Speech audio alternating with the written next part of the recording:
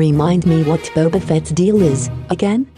Boba Fett was introduced in, of all places, the extremely goofy Star Wars Holiday Special in 1978. You more likely remember him from The Empire Strikes Back, where he teams up with Darth Vader to capture Han Solo. Boba is a bounty hunter who was hired to track Han down and bring him back to Jabba the Hutt on Tatooine. In Return of the Jedi, Boba Fett is kinda just chilling at Jabba's palace and then dies a very silly death while our heroes escape to the power of, or so it seemed. Anyway, the character appeared briefly in the first episode of Season 2 of The Mandalorian, our first canonical tease that he did in fact survive falling into the pit of the hungry Sarlacc.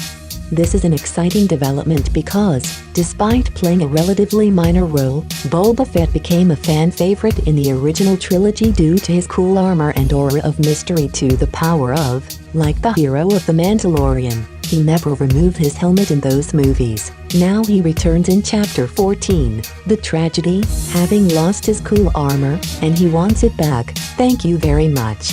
If he never takes his helmet off, how come this actor on The Mandalorian looks so familiar?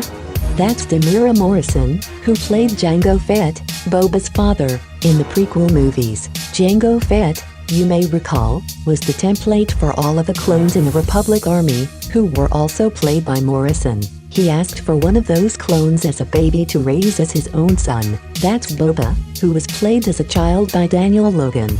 The best of movies, TV, books, music, and more, delivered to your inbox 3 times a week.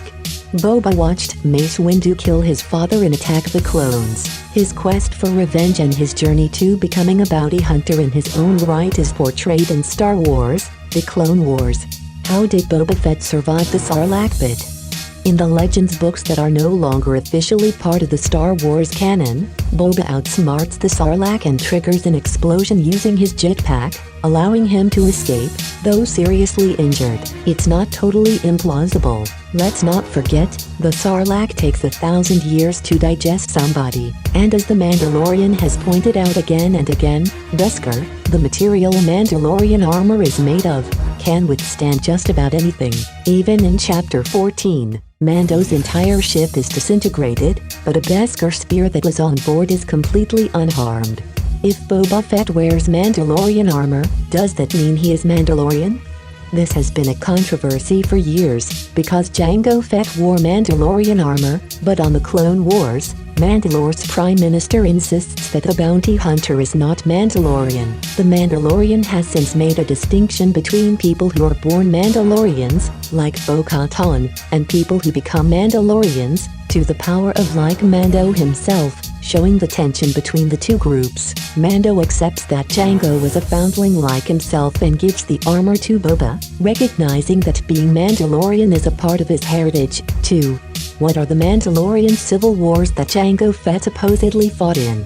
The Mandalorians are constantly fighting amongst themselves, forming splinter groups, changing allegiances. It's a whole thing. The war Jango fought in was presumably the one that took place before even the prequel movies, a conflict that had led most of Mandalore's warriors to be exiled to a nearby moon by the time of the Clone Wars. That would explain the Prime Minister's haste to dismiss Jango as a Mandalorian, as well to the power of Mandalore's terrorist past threatened its peaceful revival.